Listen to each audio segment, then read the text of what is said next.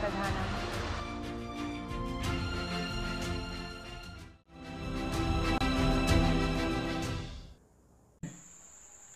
Good day, everyone.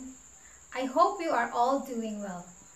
I'm Sy-Nazareno, a third-year student from Rizal class of Mrs. Carolina Rosales.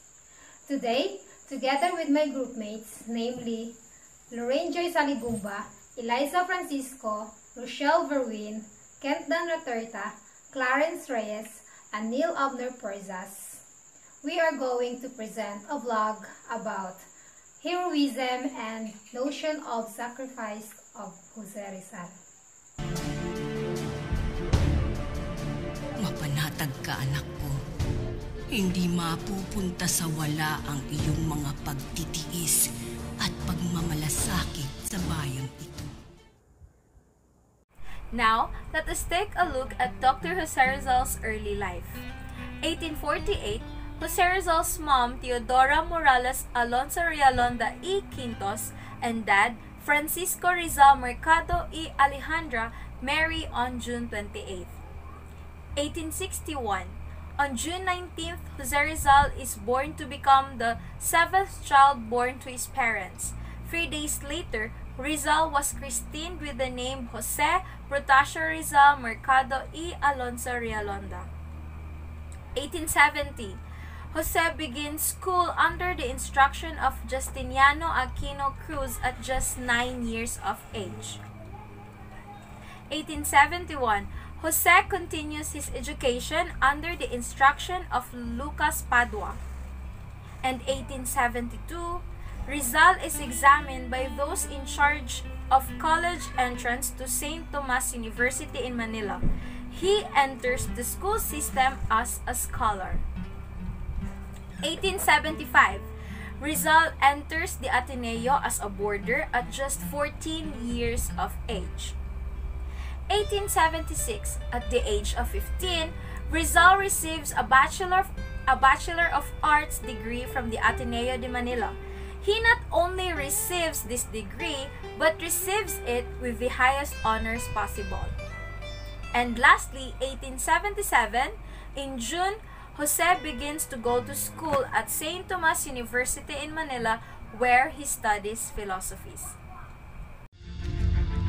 Sige, pagtawanan niyo ako ngayon. Balang araw makikita niyo ang monumento ko sa iba't ibang bahagi ng kapluang ito.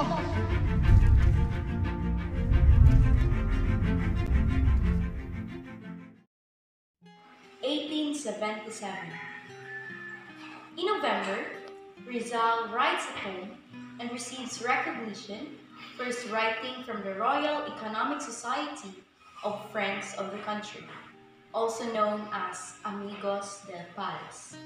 The recognition comes in the form of a diploma of merit and honorable mention. 1878. In June, Rizal decides to switch gears in his educational pursuits and transfers into the medical course at Santo Tomas University. During this time, he also writes an additional 2 poems that win him further recognition. In 1892, in August, Rizal was detained aboard a ship traveling back to Spain. Rizal was charged with treason, sedition, and the formation of illegal societies. He was sent to an island and held. He taught for 4 years while being held.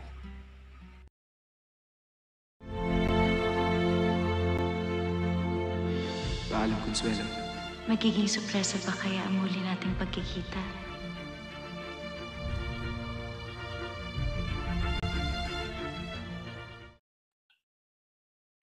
The Adulthood of Dr. Jose Rizal. 1892. Rizal met a girl named Josephine Bracken who he wanted to marry. But unfortunately, the church refused to give him a license. On the same year, he penned his last piece of writing called My Last Farewell and wrote an address to Filipino insurgents to lay down their arms against the Spanish. The address was never been made public, but was added to the list of charges against him.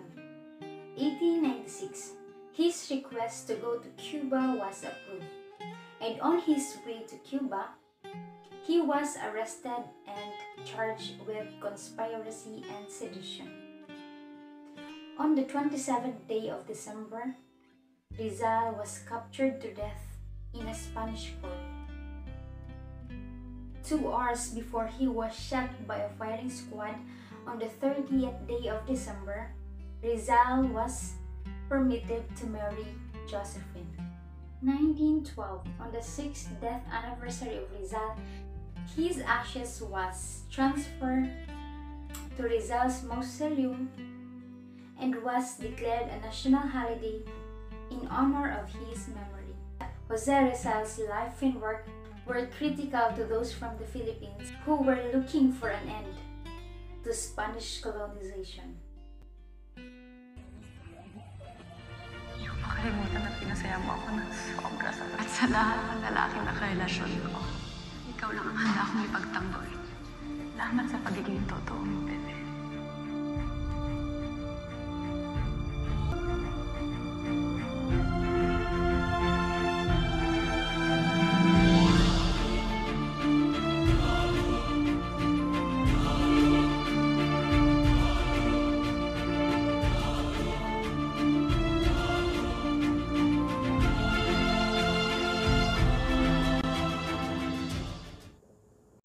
In the end, there is no doubt that Rizal is the first to envision himself and his country as a nation of Filipinos and to uphold its liberty from the occupiers.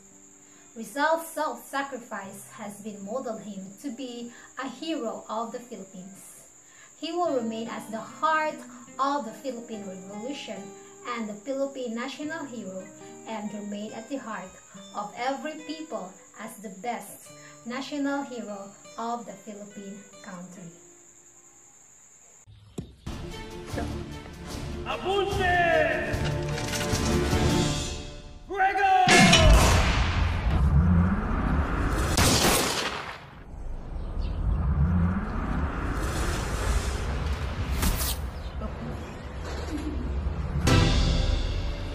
Umibig ka ng tunay. Minahal mo kami ng buo.